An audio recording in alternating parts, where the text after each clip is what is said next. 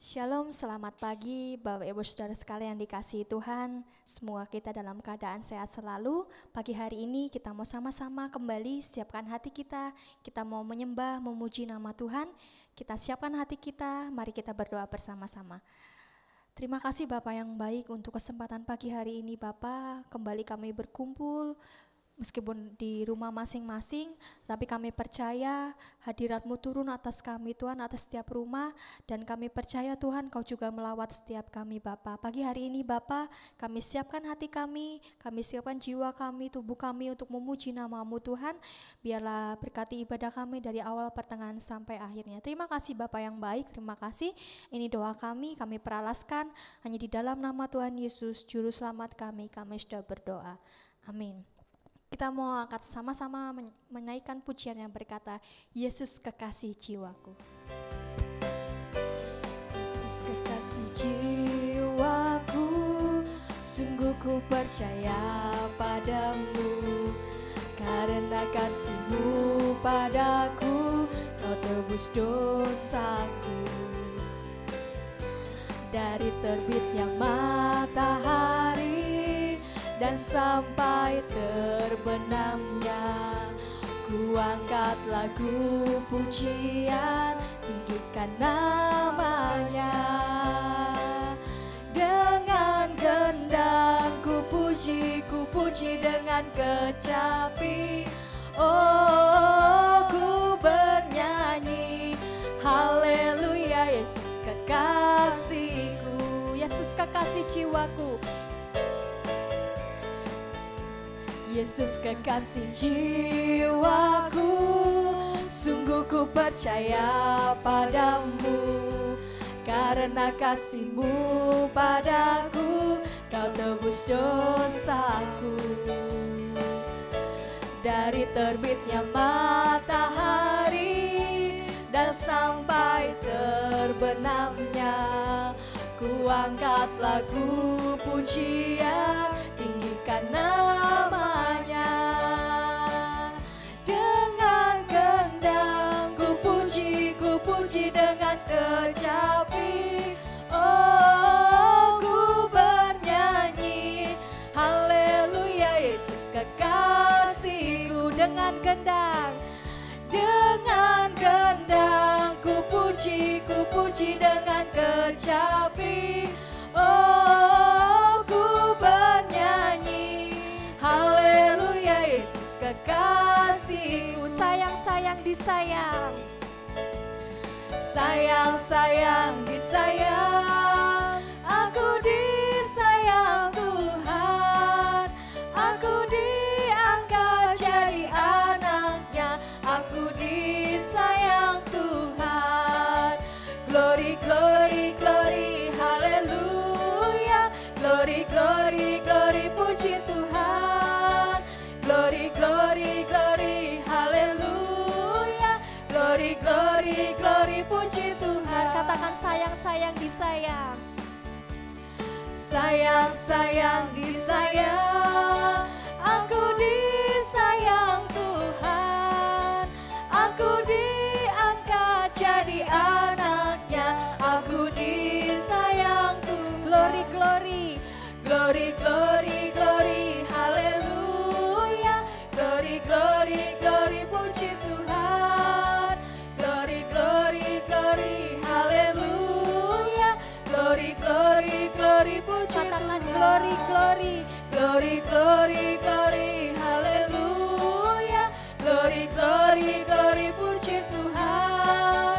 Glory, glory, glory, haleluya. Glory, glory, glory, puji Tuhan. Haleluya. Pagi hari ini kita sama-sama memperingati kenaikan Tuhan, pengorbanan Tuhan di atas kayu salib, di mana Tuhan telah menebus dosa kita. Kita siapkan hati kita untuk mendengarkan firman Tuhan. Kita mau angkat satu pujian yang berkata, tak terukur kasih-Mu Yesus. Tak terukur kasih-Mu Yesus, Kau telah mati gantikan diriku.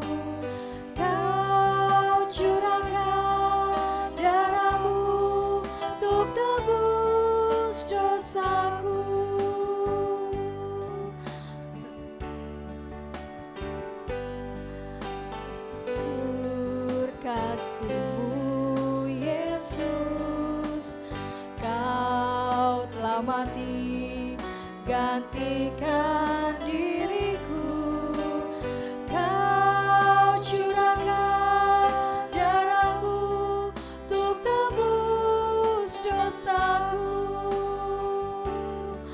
Layaklah Kau Tuhan dipuji dan disembah dengan segenap hatiku.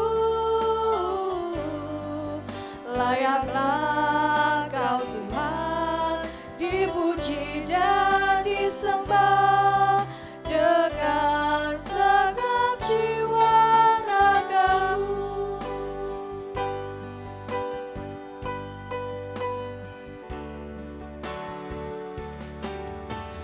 Tak terukur kasih-Mu Yesus, Kau telah mati gantikan diriku, Kau curahkan darah-Mu untuk tebus dosaku. Layaklah Kau Tuhan dipuji dan disembah dengan segenap hatiku.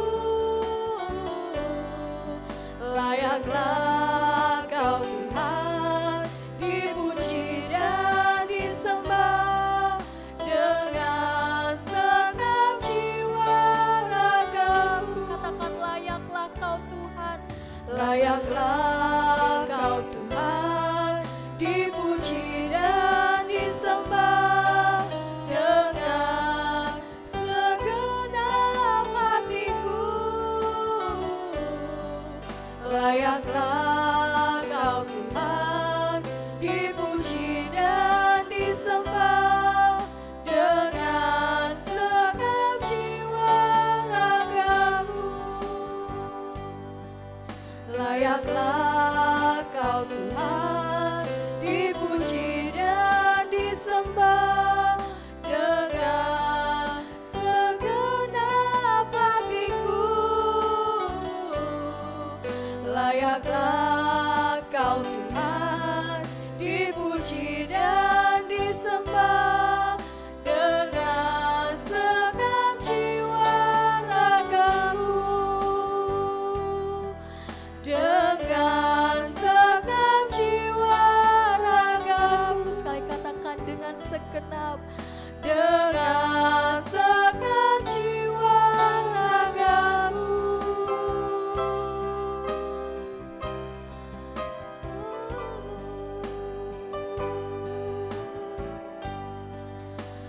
Sebab Kau layak terima pujian Tuhan, sebab Kau layak terima pengagungan Tuhan. Segala puji, syukur, hormat, kemuliaan hanya bagi Engkau Yesus. Pagi hari ini Bapa, kami buka hati kami Tuhan. Biarlah kami diisi oleh firman-Mu Tuhan. Biarlah firman yang disampaikan Bapa boleh kami terima dan kami lakukan dalam kehidupan kami Yesus. Roh Kudus, Tuhan, tolong urapi setiap kami Tuhan, urapi hamba-Mu yang akan menyampaikan firman-Mu Tuhan. Terima kasih Bapa yang baik, terima kasih Tuhan Yesus. Kami sambut firman-Mu hanya di dalam nama Tuhan Yesus, Juru Selamat kami sudah berdoa. Haleluya, amin. Kita akan membaca di dalam Wahyu pasal yang pertama ayat yang ketiga. 1, 2, 3. Berbahagialah ia yang membacakan dan mereka yang mendengarkan kata-kata nubuat ini dan yang menuruti apa yang ada tertulis di dalamnya, sebab waktunya sudah dekat. Amin. Waktu dan tempat saya persilahkan.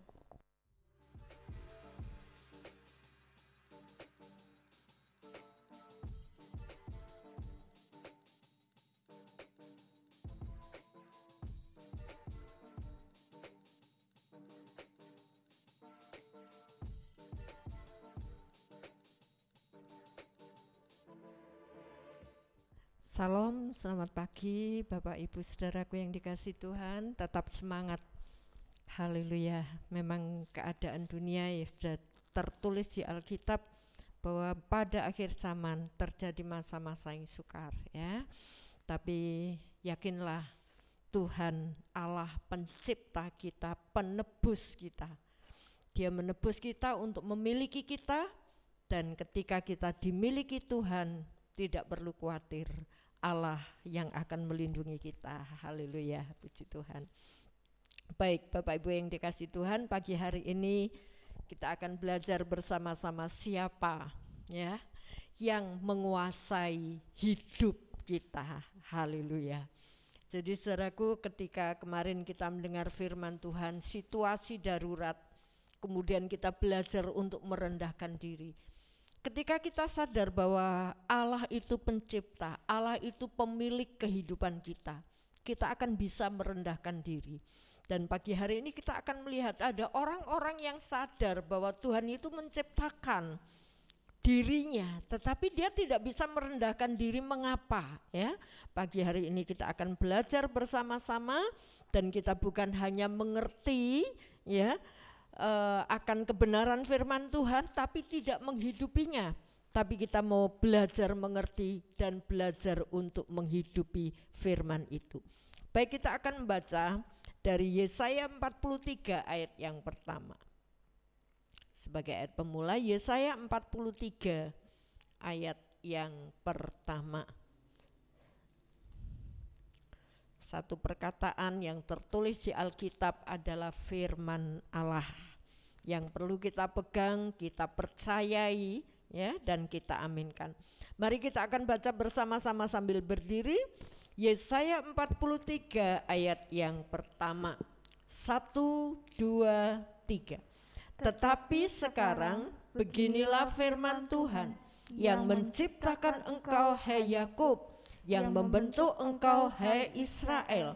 Janganlah takut, sebab aku telah menebus engkau. Aku telah memanggil engkau dengan namamu, engkau ini kepunyaanku. Amin. Haleluya. Puji Tuhan.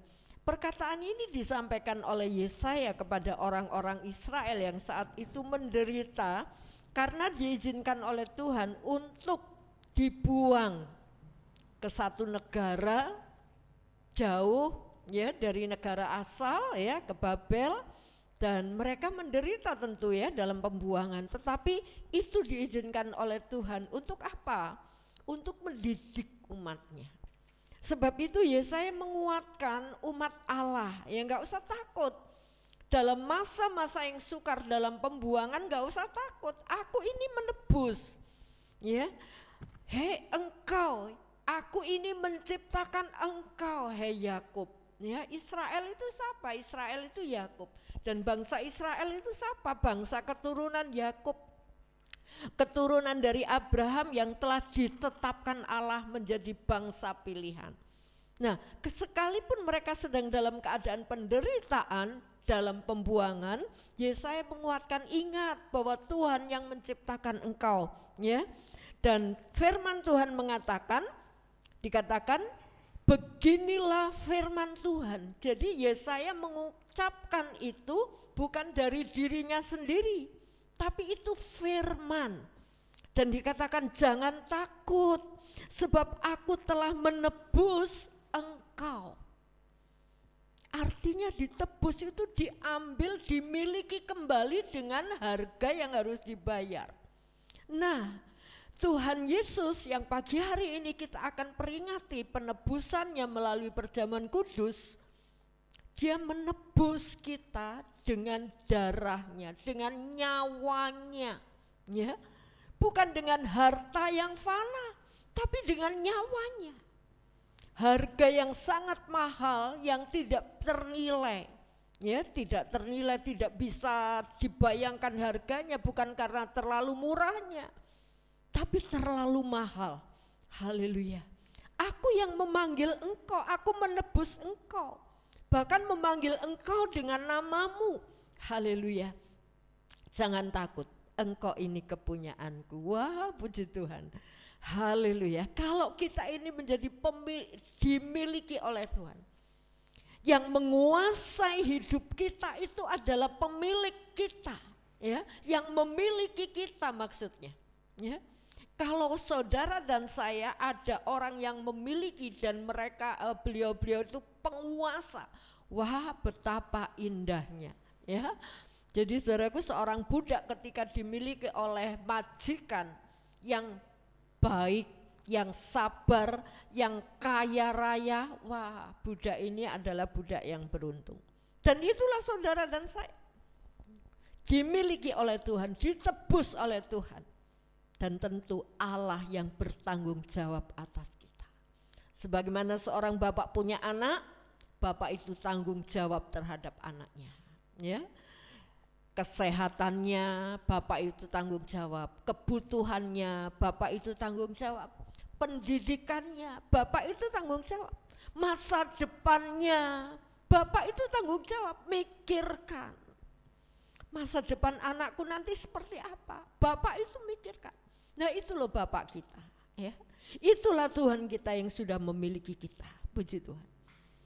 Tapi sekarang pertanyaannya, banyak orang sadar bahwa Tuhan itu pencipta manusia, Tuhan yang menciptakan dirinya.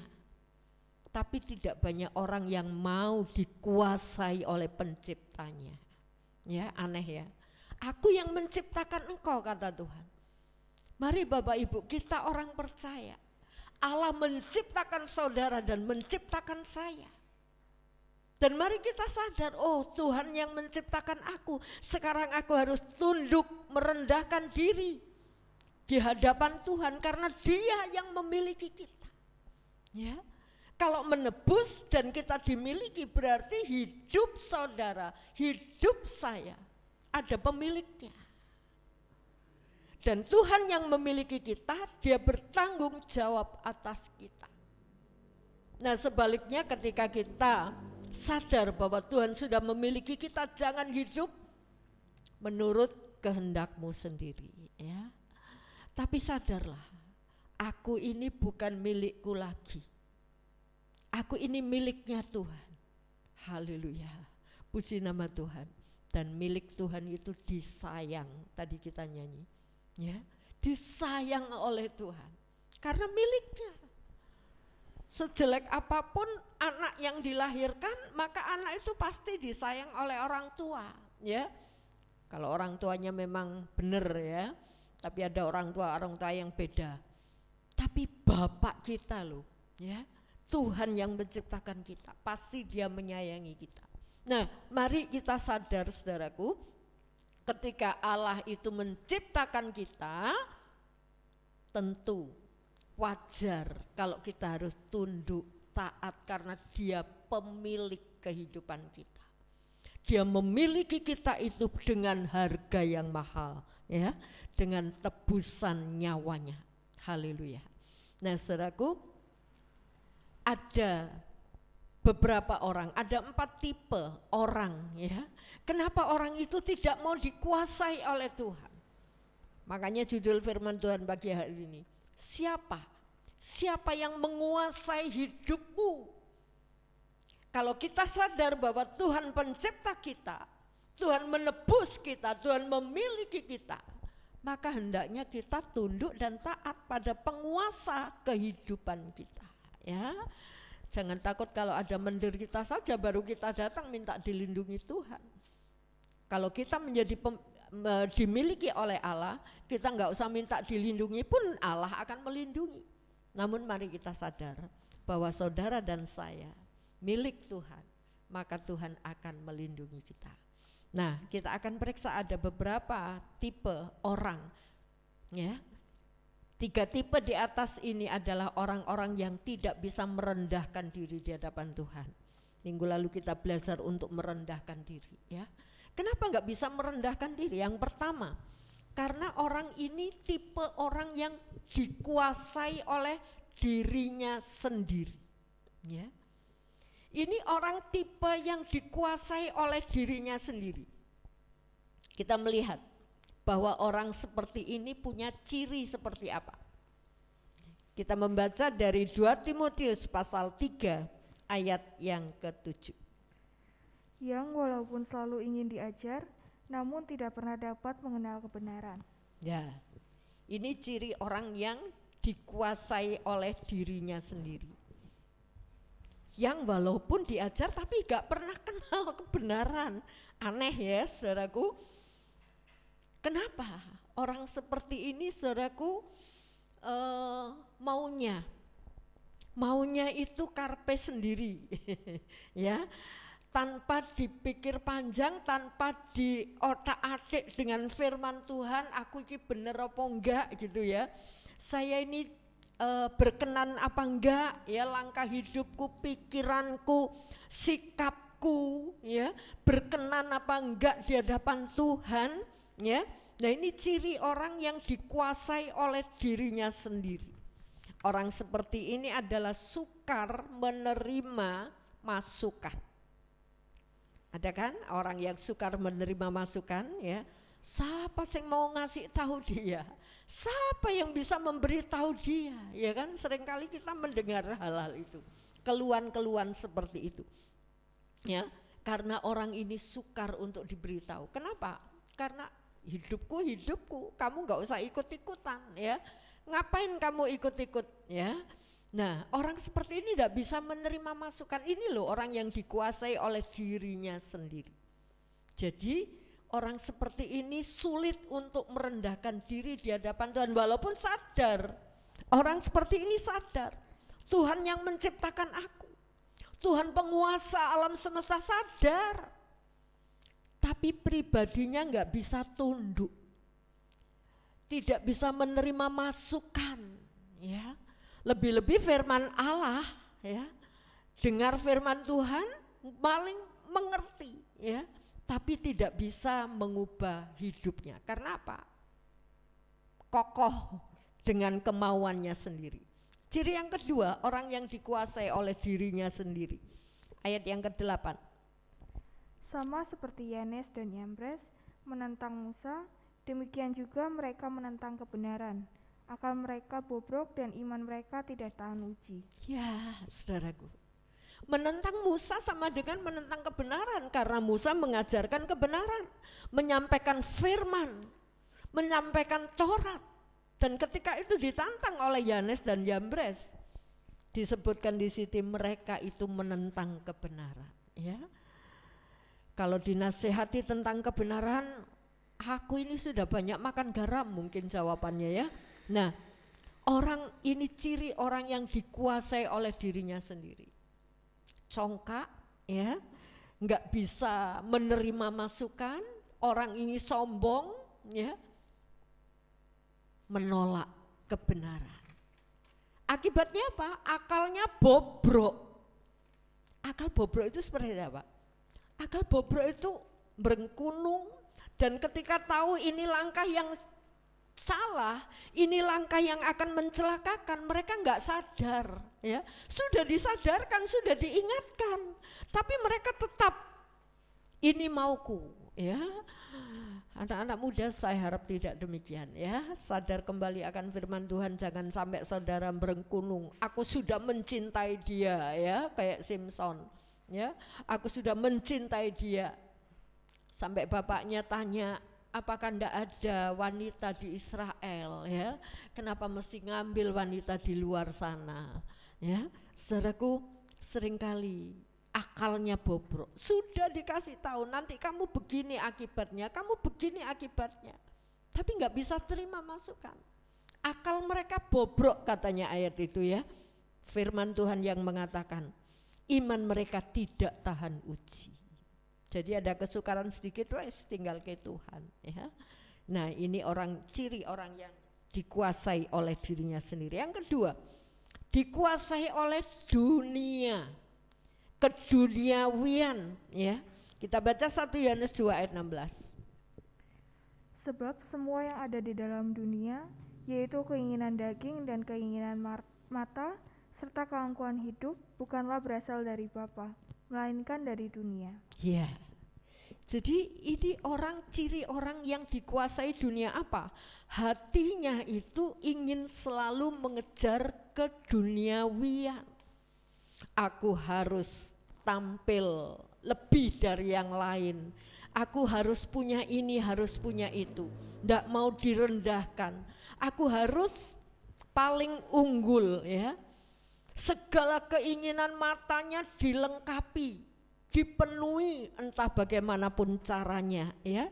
Ini orang yang dikuasai oleh dunia. Dia hanya mikir, mengejar tentang dunia. Nah, apa itu dunia? Di 1 Yohanes 2 ayat 16 tadi menyebutkan bahwa saudaraku, semua yang ada dalam dunia, apa itu? Yang ada dalam dunia itu keinginan daging, ya, keinginan mata, apalagi keangkuhan hidup. Ini yang dikejar karena dikuasai oleh dunia. Keinginan mata, apapun yang dilihat dia inginkan, tanpa peduli itu barang halal atau haram, ya. Apapun yang diinginkan oleh dagingnya, ya, dia ingin selalu memuaskan, tidak peduli yang nyerahin rugi, ya, tidak peduli mencelakakan yang lain. Ini orang yang dikuasai dunia. Dan orang seperti ini susah, saudaraku. Ini cirinya, ya, orang yang dikuasai dunia, dia mengejar apa yang ada di dalam dunia. Jadi hawa nafsunya meluap-luap, ya oke saja, ya, diikuti saja. Keinginan matanya tanpa peduli aku mampu apa enggak, ya, dikejar. Jadi saudaraku, ini macam orang yang mengejar dunia, ya. Tapi bagi orang percaya tentu tidak. Saudara, kita boleh mengejar atau mencari apa yang kita butuhkan dalam dunia ini, usaha, bekerja, itu kita perlu. Tapi jangan hatimu mengejar dunia. Ya, firman Tuhan katakan cukup makan, cukup pakai. Sudah, itu cukup. Saudara memiliki segala harta dunia yang sudah kumpulkan banyak. Toh kalau kita dipanggil Tuhan, kita tinggalkan juga. Ya kan? Nah, saudaraku, jangan hatimu tertancap pada dunia ini sampai nanti lupa akan sorga. Bahkan terlalu nyaman di dunia, nanti lupa akan sorga. Baru nanti kalau dunia ini sudah semakin sukar, bingung, kelabaan. Nah, saudaraku, ini orang-orang yang dikuasai oleh dunia. Cirinya dia mengejar dunia ini. Keinginan mata dipenuhi, keinginan dagingnya, hawa nafsunya tidak pernah dikendalikan, wis dilos. Tentu kita tidak demikian, ya. Ciri yang kedua, orang yang dikuasai dunia. 2 Timotius 3 ayat yang kelima, silakan. Secara lahiriah mereka menjalankan ibadah mereka, tetapi pada hakikatnya mereka memungkiri kekuatannya. Jauhilah mereka itu. Hati-hati saudaraku, hati-hati. Jadi orang-orang macam seperti ini bukan hanya orang ada di luar sana, ya. Orang-orang yang masuk beribadah di gereja pun ada tipe orang seperti ini. Nah, orang itu cirinya ayat kelima. Secara lahir mereka menjalankan ibadah. Jadi ibadah masih datang lahirnya, tapi rohnya tidak tersentuh, ya. Rohnya tidak tersentuh karena itu sudah hatinya, ya. Rohnya dikuasai oleh keinginan dunia tadi, keinginan mata, keinginan dunia, ya. Nah, orang seperti ini secara lahir menjalankan ibadah, tapi pada hakikatnya mereka memungkiri kekuatan ibadah itu. Jadi ketika kita ibadah ada satu kekuatan dari dalam. Ketika kita menghadapi kesukaran, kesusahan, ya, kita datang dan firman Tuhan menguatkan seperti Yesaya tadi mengatakan kepada orang-orang di Israel, ya, ketika mereka dalam pembuangan, jangan takut. Jangan takut, aku yang menciptakan engkau, aku yang menebus engkau, ya. Aku ini Allahmu, artinya aku yang bertanggung jawab sekalipun kamu dibuang. Nah, orang-orang yang menderita seperti ini ketika mendengar firman Allah, dia akan mendapat kekuatan. Tapi orang yang mengasihi dunia, mereka cuma mantuk-mantuk. Seperti tadi, akal mereka bobrok. Karena hatinya dikuasai oleh keduniawian tadi, ya. Akalnya bobrok. Dikasih tahu nggak bisa. Ibadahnya cuma secara lahir, ya. Tapi nggak bisa memberi perubahan dalam hidupnya. Kesukaannya minum ya tetap minum, kesukaannya berbuat jahat, kesukaannya menipu ya tetap itu saja. Kenapa nggak berubah? Lah ini tadi nggak bisa terima masukan, hatinya cenderung untuk dikuasai oleh dunia. Ya, mari saudaraku, kita sadar kita bukan orang seperti itu. Saudara dan saya dimiliki oleh Tuhan. Mari kita tunduk dan taat merendahkan diri kepada Tuhan. Jangan sampai dirimu menguasaimu, jangan sampai dunia ini menguasai hidupmu. Yang ketiga, lebih parah lagi, yaitu ketika seseorang dikuasai oleh iblis. Bahaya.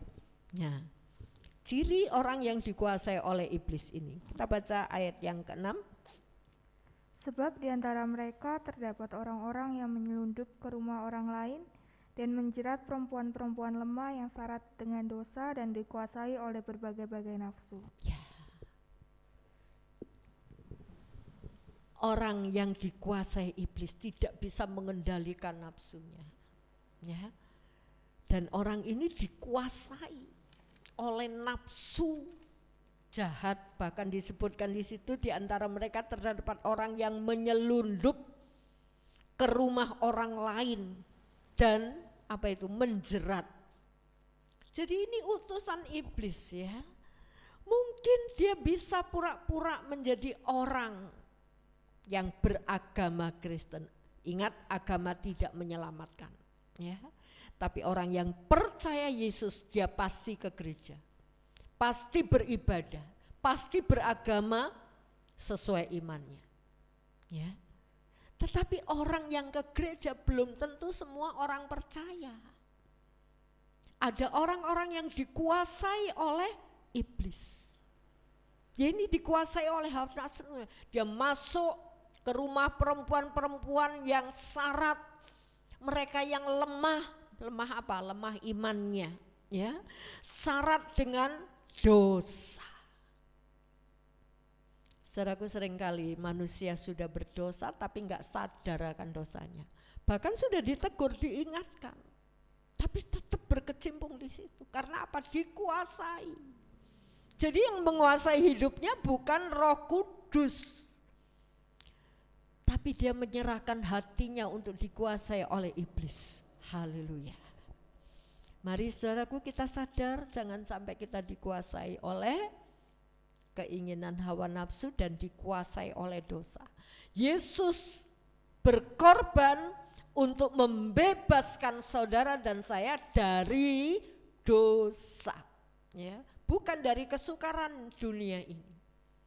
Berapa minggu yang lalu sudah saya sampaikan doa Tuhan, aku tidak ingin engkau mengambil mereka dari dunia yang sukar ini, tapi lindungi mereka dari yang jahat. Jadi di tengah-tengah kesukaran, anak-anak Tuhan ngalami juga. Tapi bedanya anak-anak Tuhan yang menyerah, yang merendahkan diri, mereka tetap hidup benar. Tetap hidup benar. Dia tidak memungkiri imannya. Wes, daripada di dunia sukar, banyak orang yang menghina, banyak orang yang mepet, ya, mengintimidasi, aku keluar saja. Imannya tidak tahan uji.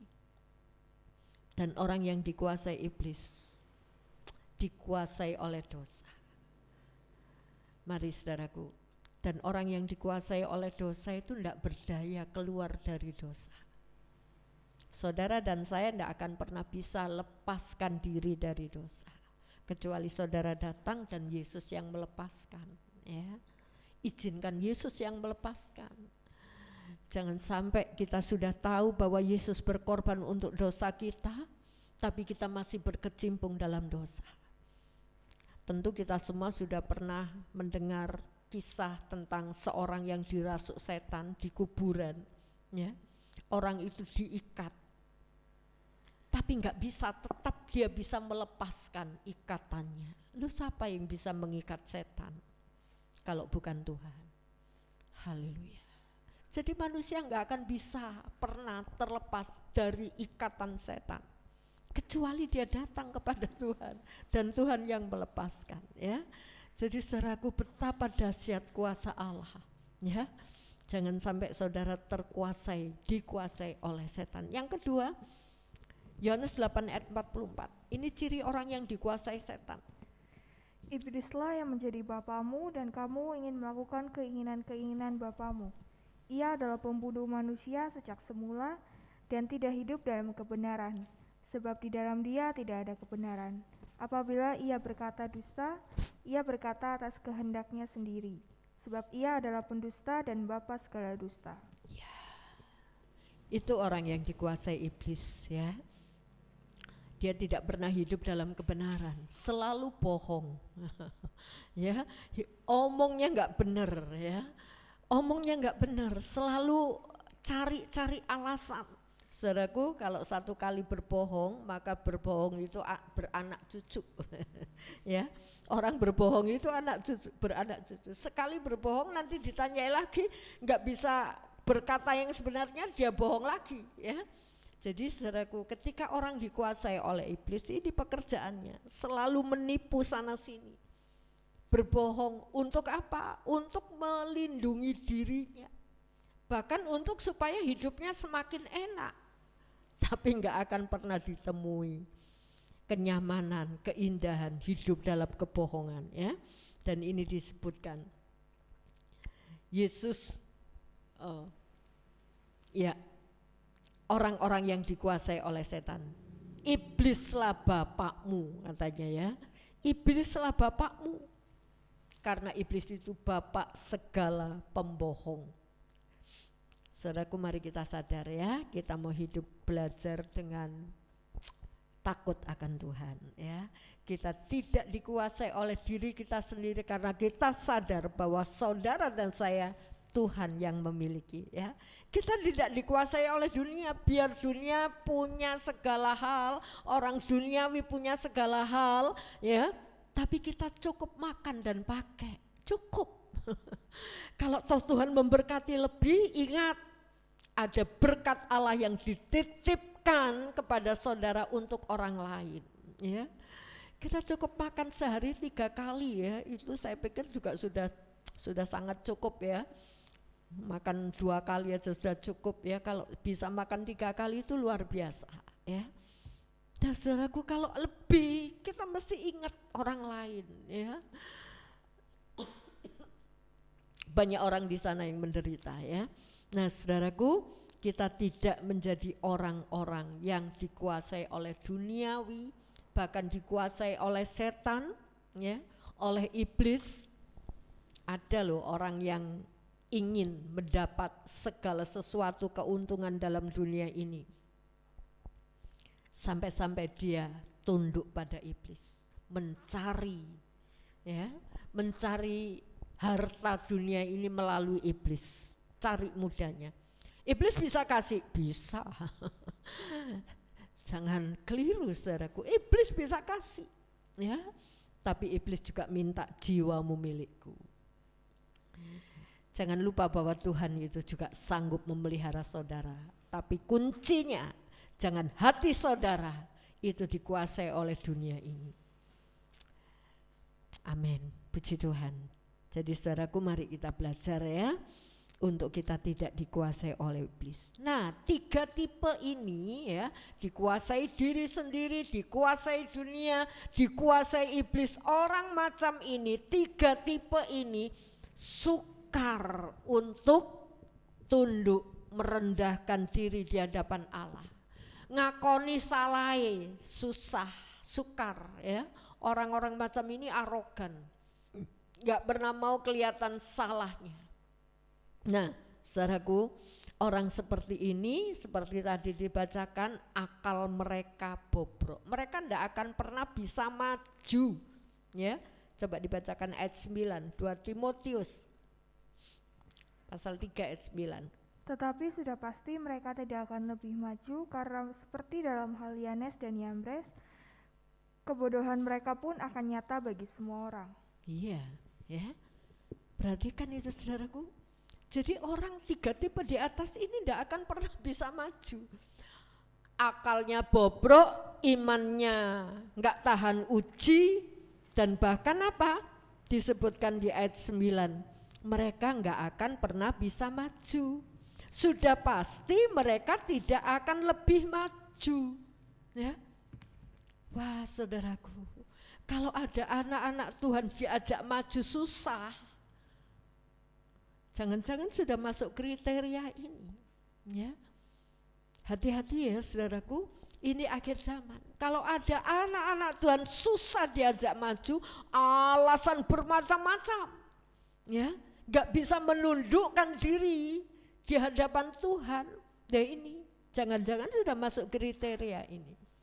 Ayolah ibadah, iya saya walaupun tidak ke gereja saya tetap baca Alkitab, saya tetap, ya saudaraku, apapun alasannya. Jadi saudaraku, mari kita belajar merendahkan diri di hadapan Tuhan, ya, merenungkan firman Allah. Jangan firman Allah didengarkan tok, dimengerti tok, mantluk-mantluk tapi enggak terserap dalam hidupnya. Jadi orang seperti ini akan bisa berubah kalau apa? Bertobat. Sadar siapa yang memiliki hidupmu, ya. Kalau enggak selama belum sadar, dia hanya ketakutan akan kesukaran duniawi ini saja, ya. Waduh sukar, waduh ini gajiku merosot, aduh gajiku berkurang, aduh pendapatanku berkurang, aduh habis-habisan kali ini. Itu aja yang dirisaukan, tapi tidak merisaukan bagaimana hidupku nanti akan datang. Bahaya ya saudaraku, mari kita bukan hanya memikirkan keadaan di dunia ini saja, pikirkan perkara yang di atas itu loh, ya, renungkan. Karena hidup saudara itu tidak selamanya di dunia. Satu saat kita akan kembali pada alam kekekalan. Lah ini loh, kekalnya di mana? Ya, kekal di dalam kebinasaan atau kekal dalam kehidupan? Itu yang harus kita pikirkan mulai sekarang. Jangan merisaukan, aduh dunia semakin sulit, pendapatan berkurang, hidup semakin susah. Iya memang. Tapi ingat, kalau kita ada Tuhan, Tuhan itu melindungi kita. Yesaya mengatakan, gak usah takut. Walaupun kamu dibuang di negeri lain, gak usah takut. Allah itu loh penciptamu, Allah yang memilikimu. Dia tidak akan pernah membiarkan, itu jelas ya. Haleluya. Mari saudaraku, nah sekarang kita akan belajar. Orang-orang kriteria seperti ini gak akan bisa maju, ayat ini mengatakan ya. Sudah pasti mereka itu gak akan pernah maju, gak akan bisa maju. Nah saudara-saudara, orang-orang yang sulit diajak maju, jangan-jangan sudah masuk kriteria ini. Mari sadar, waktunya makin hari makin berkurang ya. Segera bertobat, segera merendahkan diri di hadapan Allah. Engkau akan mendapat jaminan hidup yang kekal itu nyata ya. Bukan hanya sekali selamat tetap selamat, tapi kita harus mengerjakan keselamatan itu. Haleluya. Ya, mari kita akan belajar untuk melihat orang yang dikuasai oleh Tuhan ya. Ada banyak ayat tentu ya, tapi ciri khas orang yang merasa hidupku ini milik Tuhan, orang yang sadar bahwa Yesus sudah menebus dosaku. Nah orang seperti ini bagaimana cirinya? Hidup mereka itu pasti mengasihi Tuhan dan menghormati Tuhan. Ya saudaraku, jadi menghormati Tuhan itu dalam sikap hidup sehari-hari akan kelihatan. Orang ini menghormati Tuhan atau enggak. mengasihi Tuhan dalam sikap hidup sehari-hari, orang ini akan kelihatan bagaimana dia mengasihi Tuhan, ya. Ini ciri orang yang sadar bahwa hidupnya itu milik Tuhan. Dan selanjutnya orang seperti ini cirinya apa? Dia takut akan Tuhan, bukan takut untuk dihukum, ya. Takut kalau berbuat salah dihukum, itu memang iya, ganjaran orang berdosa itu hukuman, ya. Tapi ketika kita dekat dengan Tuhan, kita melakukan firman Tuhan bukan untuk takut untuk dihukum. Tapi ketika kita melakukan firman Tuhan, tunduk taat akan perintah Tuhan, itu oleh karena kita mengasihi Tuhan. Karena kita menghormati Tuhan, ya. Bukan nanti, wah kalau enggak taat nanti dihukum, ya. Itu efek otomatis, ya. Tapi ketika kita tunduk dan taat, itu karena kita menghormati Tuhan. Dan orang yang takut akan Tuhan pasti apa? Menjauhi kejahatan. Gak ada trik-trik jahat masuk dalam akalnya, ya. Jadi orang yang tunduk taat pada Tuhan, takut akan Tuhan, dia pasti menjauhi kejahatan. Amsal 3 ayat yang ke-7. Silakan. Janganlah engkau menganggap dirimu sendiri bijak, takutlah akan Tuhan dan jauhilah kejahatan. Ya, takutlah akan Tuhan, jangan bersandar pada akalmu, ya. Mungkin satu saat kita harus rugi, mungkin kita harus dicela, mungkin satu saat kita harus menderita. Akal kita nggak terima, siapa orang mau rugi, siapa orang mau dicela, dihina, nggak ada.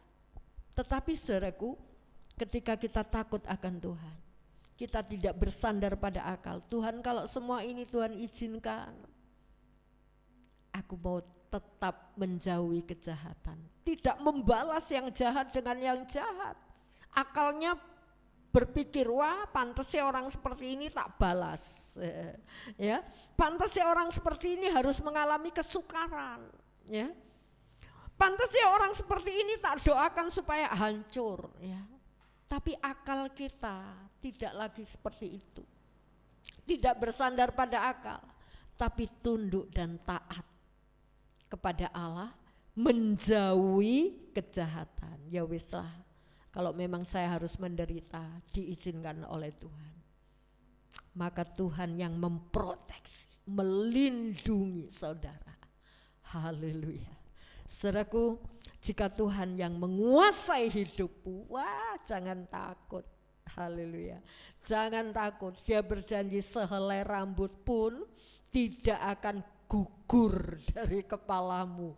Haleluya. Coba dibaca Lukas 21 ayat 18. Tetapi tidak sehelai pun dari rambut kepalamu akan hilang. Haleluya. Luar biasa saudaraku, kalau kita berani menundukkan diri di hadapan Allah, berani menyerahkan hidup ini, tunduk dan taat dikuasai oleh Tuhan, jaminan Allah itu enggak perlu diragukan, ya. Dia menjamin hidup saudara dan saya. Haleluya, puji Tuhan. Sehelai rambut di kepalamu tidak akan pernah hilang. Haleluya. Tidak akan pernah gugur kalau tidak diizinkan oleh Tuhan. Haleluya. Puji Tuhan. Jadi saudaraku, di Lukas 21 itu dipaparkan ya semua penderitaan untuk orang mengikut Tuhan. Nah, saya bacakan ayat yang ke-13. Hal itu akan menjadi ayat 14, sebab itu tetapkanlah di dalam hatimu supaya kamu jangan memikirkan lebih dahulu pembelaanmu, sebab aku sendiri akan memberikan kepadamu kata-kata hikmat sehingga kamu tidak dapat ditentang atau dibantah lawan-lawanmu, dan kamu akan diserahkan juga oleh orang tuamu, saudara-saudaramu, kaum keluargamu, dan sahabat-sahabatmu, dan beberapa orang di antara kamu akan dibunuh, dan kamu akan dibenci semua orang oleh karena namaku. Jadi penderitaan orang-orang yang mengikut Yesus kadang-kadang dibenci oleh saudaranya, saudara loh. Bahkan diancam untuk dibunuh, bisa jadi. Tapi firman Tuhan katakan, kalau engkau ini milikku, engkau akan tetap kulindungi, sehelai rambut pun tidak akan gugur kalau tidak diizinkan oleh Tuhan. Ya. Tapi kalau diizinkan, nyawa pun bisa hilang. Ya. Itu seizin Tuhan. Itu cuma penderitaan yang ada di dunia. Tetapi saudaraku, kita bisa berpindah dari dunia yang penuh kesukaran ini. Kalau Tuhan izinkan harus mati dibunuh, saudaraku, kita akan pindah ke alam yang Tuhan sudah sediakan. Tapi kalau Tuhan tidak izinkan, sehelai rambut pun tidak akan gugur. Haleluya. Jadi saudaraku, mari kita tunduk taat, dikuasai oleh Tuhan, jangan takut. Apapun yang mengancam kita, kalau Tuhan melindungi kita, sehelai rambut pun tidak akan gugur. Haleluya. Ingat saudaraku, perjamuan kudus pagi hari ini mengingatkan bahwa saudara milik Tuhan. Jangan lagi saudara merasa ini hidupku, gak perlu nasihat firman Tuhan, gak perlu ibadah kepada Tuhan, ya, jangan. Atau dunia ini yang aku cari dilebihkan daripada cari Tuhan. Jangan saudaraku, ya. Mulai hari ini kalau itu adalah kriteria hidupmu, berhenti. Haleluya. Segera merendahkan diri di hadapan Tuhan. Karena hidupmu senyaman-nyamannya hidup di dunia, satu kali kelak akan kita tinggalkan. Lebih-lebih jangan sampai dikuasai iblis, ya, mencari kesembuhan kepada iblis, mencari kekayaan kepada iblis. Apakah Tuhan tidak sanggup? Nah saudaraku, mari kita sadar bahwa Yesus Kristus sudah menebus kita dengan darahnya. Kita mau hargai. Mari kita berdiri bersama-sama. Kita akan masuk dalam perjamuan kudus. Musim boleh berganti, ya. Musim kenyamanan kita lewati, sekarang kita musim kesukaran, ya. Musim bisa selalu berganti, tapi ingat, kasih Tuhan itu abadi dan tidak akan pernah berubah. Haleluya. Kita berdiri bersama-sama, kita nyanyikan pujian ini. Musim akan selalu berganti, kasih Tuhan tetap abadi, tak akan berubah sampai selamanya. Ku tetap percaya, ku yakin Tuhan memberkati, ku yakin Tuhan melindungi. Amin. Terima kasih Tuhan. Burung di udara Tuhan pelihara, karena kasih-Nya Tuhan selalu menolongku. Tuhan selalu menolongku. Terima kasih buat janji-Mu Tuhan. Selalu menjagaku. Jangan pernah ragu akan kuasa Tuhan. Di rambutku tak akan terjatuh tanpa seizin-Mu. Tuhan selalu menolongku, selalu menjagaku.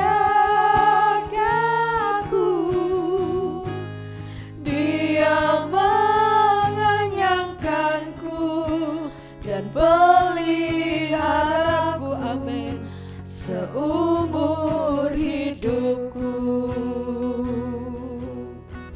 katakan sekali lagi, musim boleh berganti, akan selalu berganti.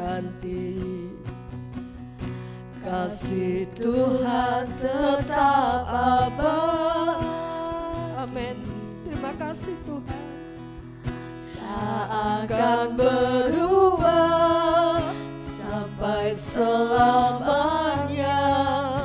Ku tetap percaya, ku yakin Tuhan memberkati, ku yakin Tuhan melindungi. Amin. Yakinlah saudaraku, serahkan hidupmu kepada Tuhan. Rendahkan dirimu. Dia Bapa yang bertanggung jawab. Haleluya.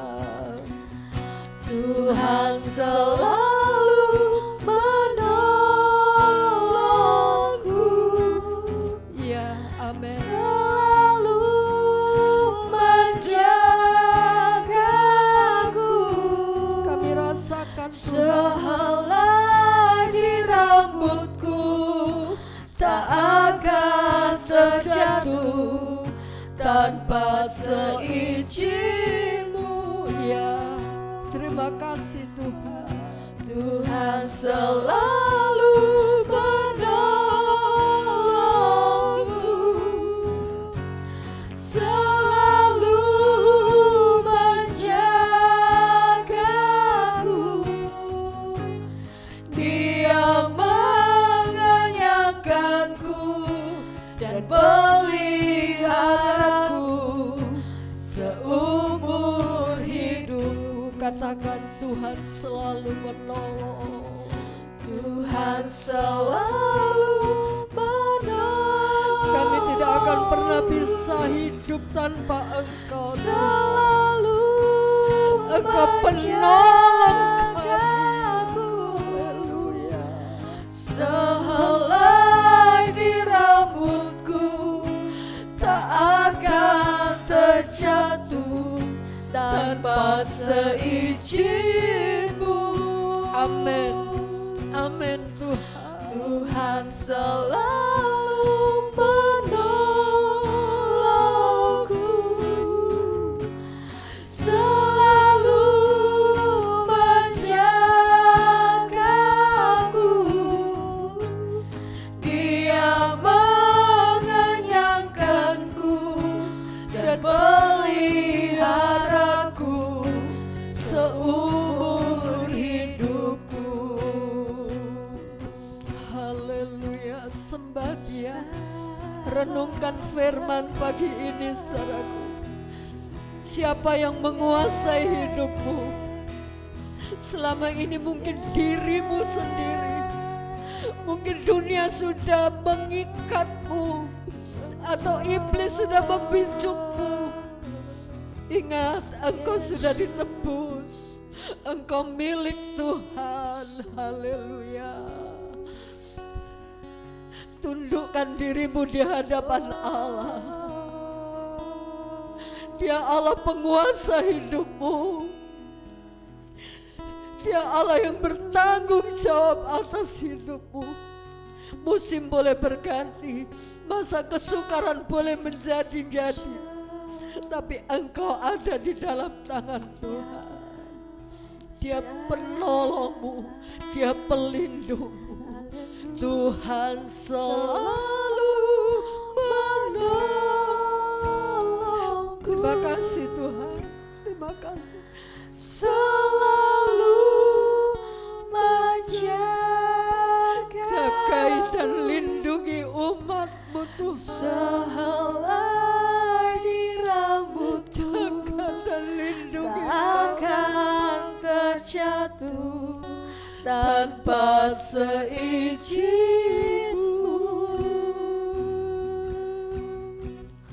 Tuhan selalu menolongku, Amin. selalu Nyatakan kuasa perlindungan. menjagaku. mengenyangkanku dan peliharaku seumur hidupku. Dia mengenyangkanku. Dia mengenyangkanku dan peliharaku seumur hidupku. Analita berdoa. Terima kasih Bapa yang baik. Tuhan, Kami bangga Bapa mempunyai Allah seperti Engkau Tuhan. Engkau Tuhan yang selalu menolong kami Tuhan. Engkau Tuhan yang selalu ada bersama kami di setiap musim kehidupan kami Bapa. Engkau selalu Allah yang selalu memperhatikan kami Bapa. Engkau selalu menolong setiap kami Tuhan. Biar pengharapan kami taruh kepada Engkau Yesus. Segala apapun yang kami rasakan Tuhan, mungkin kami sedang sakit, mungkin kami sedang banyak masalah Tuhan, kami mau letakkan di bawah kaki-Mu Tuhan. Kami percaya kami punya Allah yang penuh kuasa, Allah yang hebat, Allah yang ajaib, Allah yang memberikan jalan keluar Tuhan. Terima kasih Bapa yang baik, kami semua milik-Mu Tuhan, kami semua ada di dalam tangan-Mu Tuhan. Terima kasih Bapa yang baik, terima kasih. Biarlah hidup kami Tuhan terus mendekat, hidup kami, diri kami Bapa terus melekat kepada Engkau Sang Juru Selamat Tuhan, Tuhan yang selalu ada bersama dengan kami Tuhan. Terima kasih Bapa yang baik, terima kasih melalui perjamuan kudus ini Tuhan, Engkau sucikan, kuduskan kami Bapa, biarlah Engkau layakkan kami Tuhan untuk bersatu dengan tubuh dan darah-Mu Tuhan. Terima kasih Bapa yang baik, kami percaya dosa kami sudah ditebus dengan darah Tuhan yang penuh kuasa Tuhan. Terima kasih Bapa, terima kasih. Hanya di dalam nama Tuhan Yesus, Juru Selamat kami sudah berdoa. Amin. Mari kita akan siapkan hati kita untuk menerima perjamuan kudus. Kita akan nyanyikan satu pujian ini.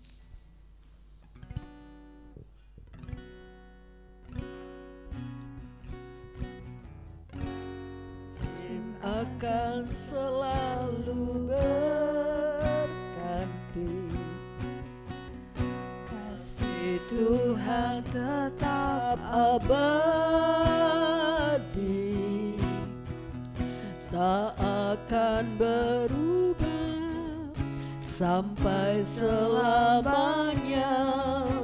Ku tetap percaya, ku yakin Tuhan memberkati.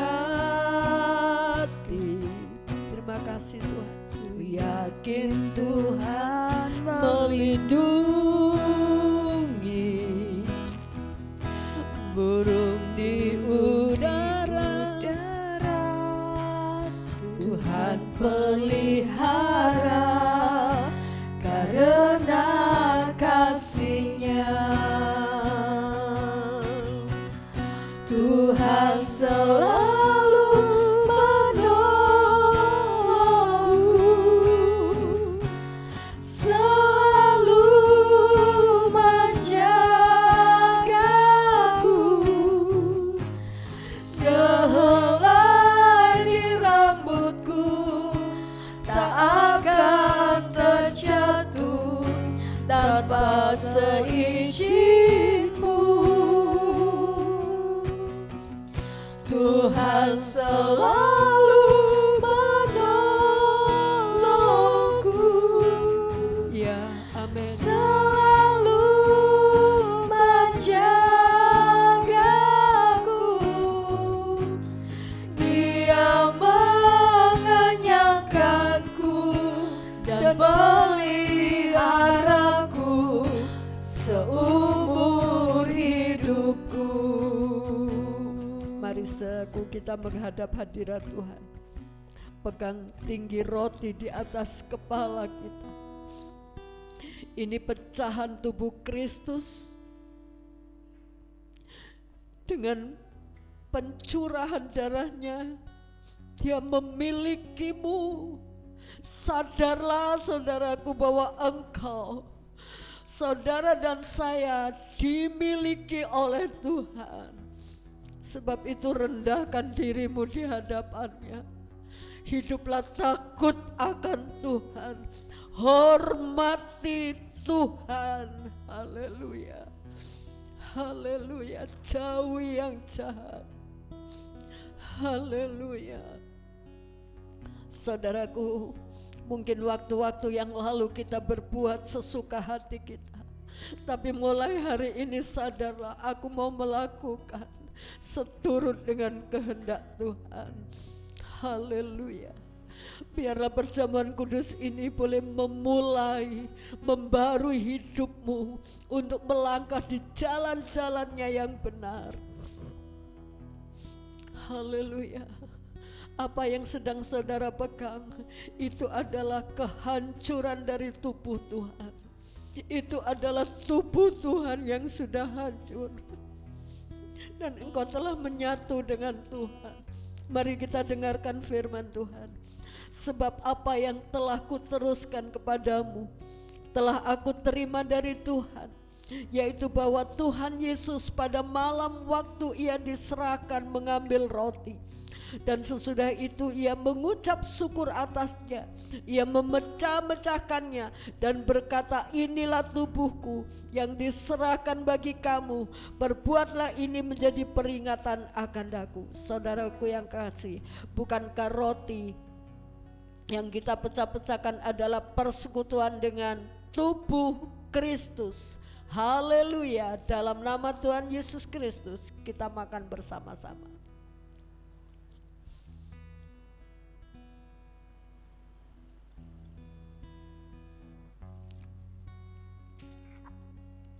Naikkan cawan lebih tinggi. Kita dengarkan firman Tuhan. Demikian juga ia mengambil cawan sesudah makan, lalu berkata, cawan ini adalah perjanjian baru yang dimeteraikan oleh darahku.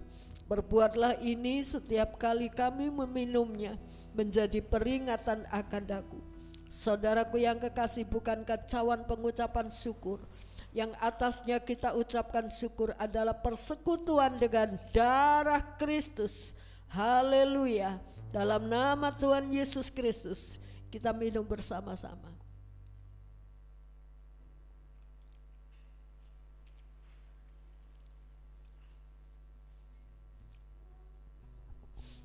Terima kasih Tuhan. Kami percaya Engkau Bapa yang melindungi dan menjaga kami. Terima kasih Tuhan. Sesukar apapun di dunia ini yang kami alami, Engkau tetap melindungi kami, menjaga kami, memelihara kami. Terima kasih Tuhan. Biarlah seluruh umat-Mu boleh menundukkan diri di hadapan-Mu, dan Engkau yang memberi perlindungan atas kami. Terima kasih Bapa, kami mengucap syukur buat firman-Mu, bahwa kami Roh Kudus untuk hidup takut akan Engkau, untuk hidup merendahkan diri di hadapan-Mu, untuk hidup menyenangkan hati-Mu. Terima kasih Bapa, terima kasih. Kami mengucap syukur. Engkau lawat anak-anak-Mu yang saat ini sedang terbaring di rumah sakit. Tuhan tolong Burakiwan. Tuhan Engkau tolong, Engkau jamah dalam nama Yesus. Tuhan jamah dan sembuhkan Burakiwan. Terima kasih Bapa. Kami mengucap syukur buat saudara-saudara kami yang Tuhan sudah lawat dan sembuhkan. Kami mengucap syukur buat kuasa pertolongan-Mu Tuhan. Kami mengucap syukur, lanjutkan karya-Mu bagi orang-orang yang membutuhkan pertolongan-Mu. Terima kasih Bapa, terima kasih. Mari Tuhan, Engkau nyatakan berkat-Mu atas kami umat-Mu. Ini doa kami, permohonan kami panjatkan hanya di dalam nama Tuhan Yesus Kristus Juru Selamat kami. Kami sudah berdoa. Amin. Bapa kami, dikuduskanlah nama-Mu, datanglah kerajaan-Mu, jadilah kehendak-Mu di bumi seperti di sorga. Berikanlah kami pada hari ini makanan kami yang secukupnya, dan ampunilah kami akan kesalahan kami, seperti kami juga mengampuni orang yang bersalah kepada kami. Dan janganlah membawa kami ke dalam pencobaan, tapi lepaskanlah kami daripada yang jahat. Karena Engkau-lah yang punya kerajaan dan kuasa dan kemuliaan sampai selama-lamanya. Amin. Silakan duduk. Ibadah sampai di sini, Bapak Ibu yang dikasih Tuhan, mari ya. Waktunya sudah semakin tinggal sedikit ya. Waktu hidup saudara, hidup saya semakin berkurang. Apalagi yang kita mau cari dekat dengan Tuhan ya. Jangan biarkan hidupmu dikuasai oleh dirimu sendiri sehingga tidak bisa beribadah dengan baik ya. Jangan biarkan hidupmu dikuasai oleh dunia atau iblis. Tapi mari kita bertobat, segera mendekat kepada Tuhan. Haleluya. Karena ketika kita mendekat, Tuhan juga mau dekat dengan kita. Haleluya. Puji Tuhan. Ya, ibadah minggu depan masih online ya. Bapak Ibu yang dikasih Tuhan, tetap sabar ya. Saya yakin Bapak Ibu rindu untuk ibadah di gereja. Tetapi ya karena keadaan masih seperti ini, lebih baik kita jaga ya. Jadi ibadah minggu depan masih online. Ibadah tengah minggu, doa Zoom masih tetap berjalan hari Selasa sore ya. Doa puasa Selasa pagi sampai jam 1, jam 9 sampai jam 1 ya. Tuhan tolong ya. Hari Selasa dipimpin oleh Bapak Andri ya. Hari Selasa sore dipimpin oleh Bapak Andri ya. Tuhan tolong. Mari kita akan berdiri sekali lagi dan kita memohon doa berkat daripada Tuhan. Kami datang kepadamu Tuhan, kami mengucap syukur buat kasih anugerah-Mu. Berita firman-Mu tidak akan kembali dengan sia-sia.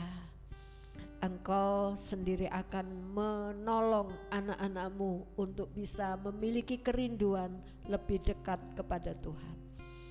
Sekarang kami akan kembali ke rumah kami masing-masing. Saudaraku yang kasih, pulanglah dengan damai sejahtera dari Allah Bapa, cinta kasih dari Tuhan Yesus Kristus, persekutuan dengan Roh Kudus, dan kiranya berkat jasmani terlebih berkat rohani Tuhan limpahkan dalam kehidupan saudara, baik dalam usaha pekerjaan, dalam pendidikan anak-anak di sekolah, dalam berumah tangga, dalam bermasyarakat. Tuhan memberkati dan memakai menjadi terang. Tangan-tangan yang sudah berbuat bagi pekerjaan Tuhan yang ada, Tuhan akan kembalikan 100 kali ganda sesuai dengan janji-Mu. Terima kasih Bapa, kami mengucap syukur. Engkau melawat yang sakit Tuhan jamah dan sembuhkan, yang susah Tuhan hiburkan, yang berbeban berat Tuhan angkat dan memberi kelegaan, yang kekurangan Tuhan Engkau akan mencukupkan. Terima kasih Bapa, kami pulang dengan sukacita ilahi mengalir dalam kehidupan kami. Mulai hari ini sampai selama-lamanya Tuhan Yesus datang kembali. Doa berkat ini kami pohonkan hanya di dalam nama Tuhan Yesus Kristus Juru Selamat kami. Kami sudah berdoa. Amin. Curahkanlah kuasa-Mu Tuhan, mujizat terjadi di tempat ini. Amin. Curahkanlah kuasa-Mu Tuhan, mujizat terjadi sekarang ini. Selamat pagi, Tuhan memberkati.